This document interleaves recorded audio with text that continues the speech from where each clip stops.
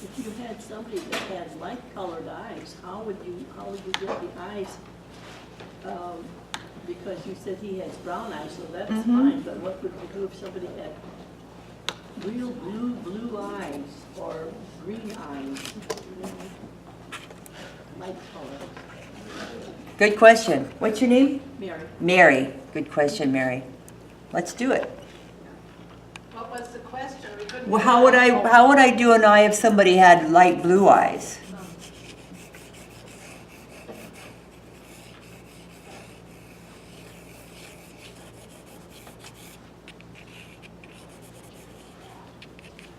Be careful when you do eyes. It's not this. I studied with a painter, Jerry Freed. Anybody remember Jerry? He used to say, no CBS eyes, and he would make that CBS and he'd go like that. And boy, you better be careful, not make those CBS eyes, Jerry. But I do remember that really, it made a big impact in my work, and he's right, you know. You really cannot see this part of the eye. In other words, I cannot see that part. That is not an eye. The iris sits underneath there.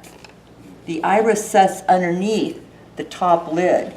And many times, you can't see the bottom of the iris either.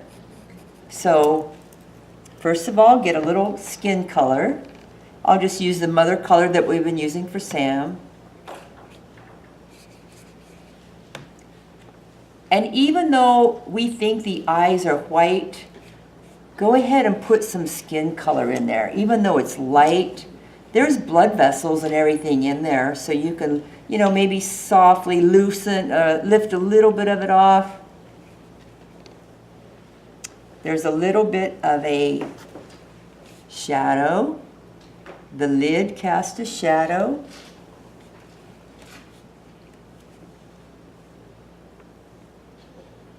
Get that color in, that pit of the eye.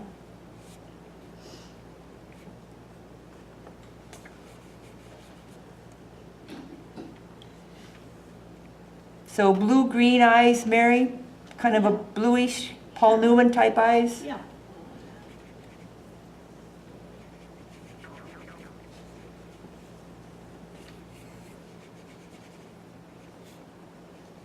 Ideally, I would let this dry first.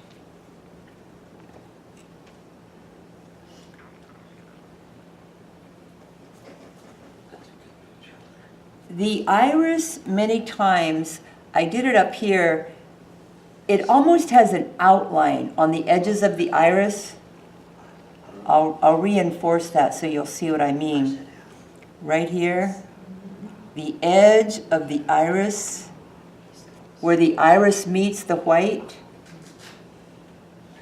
And many times, if you look closely, people will have like little spots, little specks in their iris, little moles or cataracts, all those kind of things. So that makes it look more lifelike too, if you just add little dots and dashes. Not SOS. Not everywhere, and really look at the viewer. I'm sorry, at your sitter, the person you're doing your model. If it's there, then make it very obvious. If it's not there, then probably don't make it as obvious. Okay, getting back to this. I was kind of waiting for that to dry a little bit.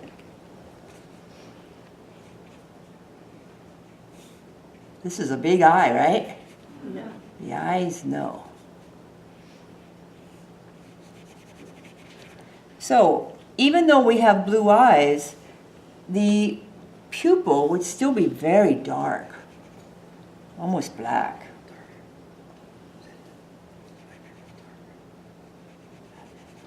Even if you have blue eyes, that pupil would be very dark.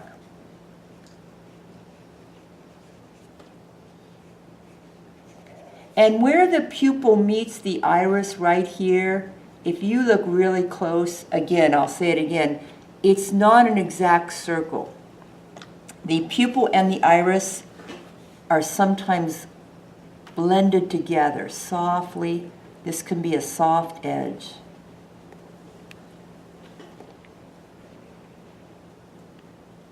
That's a little too blue. Put some more brown in it.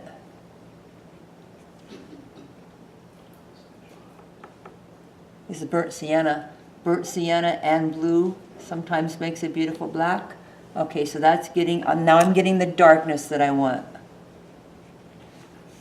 Where the iris meets the eyelid, there's a dark line, almost like eyeliner. But when I come over here, I don't want it to be quite that strong, so fade it out. And ladies, look at my portraits. I rarely put lashes on people, especially Marilyn Monroe. The one with the sepia, yes, that has eyelashes. But the other one, the color one, there's really no eyelashes. You don't have to put eyelashes. The viewer will make up the lashes. Of course, we all have them, don't we? I rarely put them in. I just don't think it's necessary. And if you do them, it's hard not to make them look so fake. Yeah. It's almost like, are they natural eyelashes or false eyelashes? Yeah.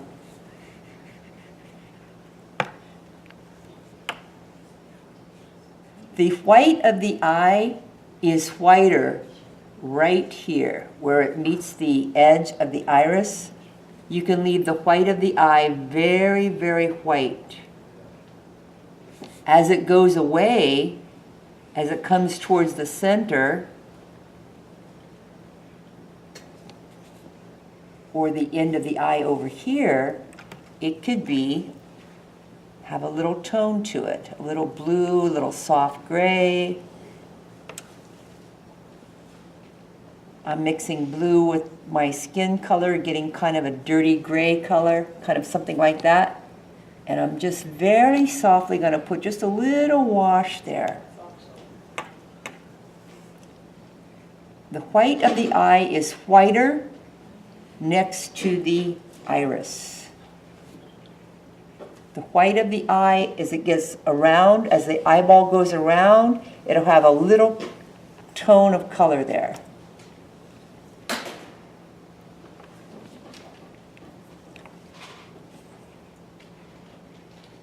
So even if it's a blue eye, I would use that same color to get the glow, kind of a yellow.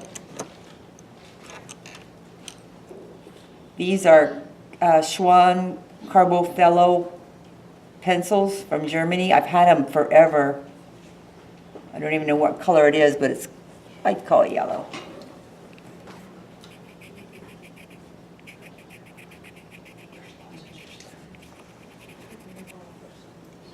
Should be a little drier.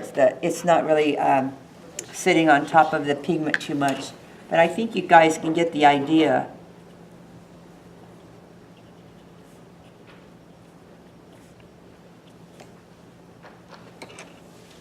Another good color with this kind of eye would be kind of a yellowish green. Maybe put some more yellow into it.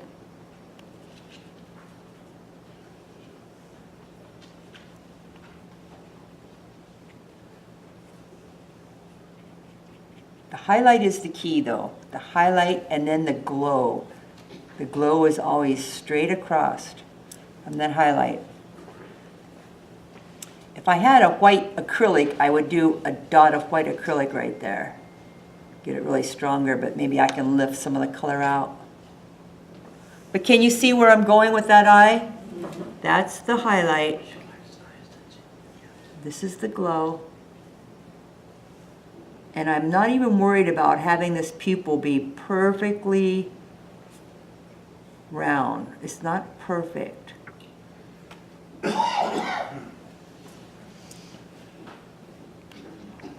And the lid. there's a little light where the lid comes out. That part of the lid will catch the light. This side of the face will be a little darker. So try to leave that little light right there.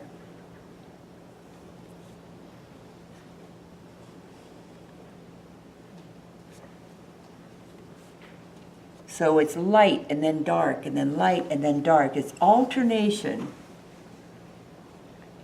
And many times you can stop your line and then continue it and then stop and then continue. You don't have to say the whole story. Remember the story Hansel and Gretel? The little breadcrumbs. Just leave dots and dashes. That's more interesting work when you don't tell every single word. Let the viewer be a part of the story. Let the viewer say that Sam has eyelashes. He certainly has eyelashes, but I'm not going to put any eyelashes on this portrait.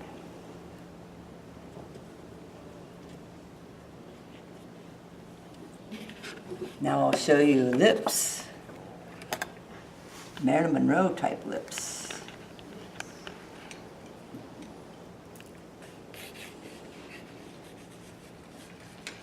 The top lip is usually a little smaller.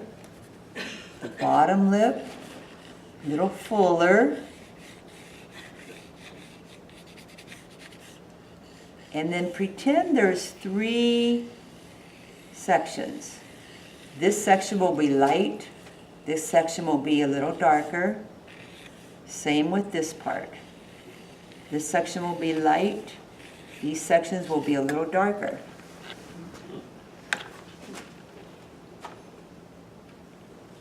Rose madder. Doesn't really matter the color. You have to get some tone there, so get some tone on it right away.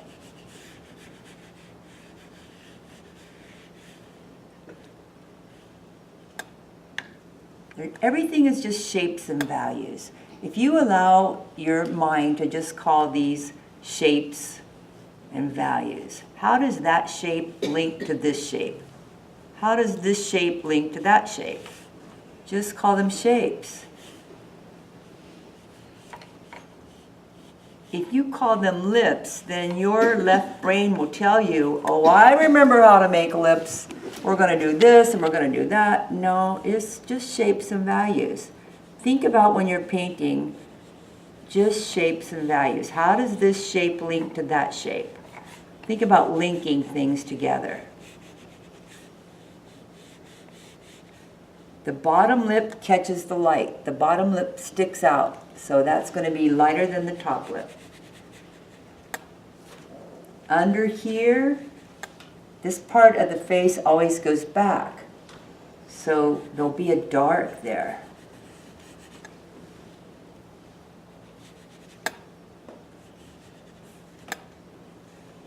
Many times the lips have a soft edge too, where the lips actually meet the face. Unless a lady has lip liner on, many times you really can't see there's a soft edge here. It's not like the lips are on a top of the face. The lips are a part of your face. That line that I was telling you, that lost and found edge, here's a good way of doing some lost and found lines. You don't have to do every single. The viewer will connect that. Soften it out in some places.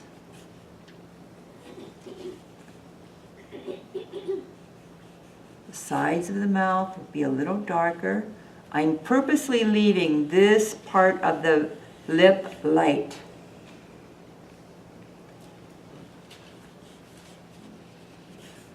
So practice just doing a mouth.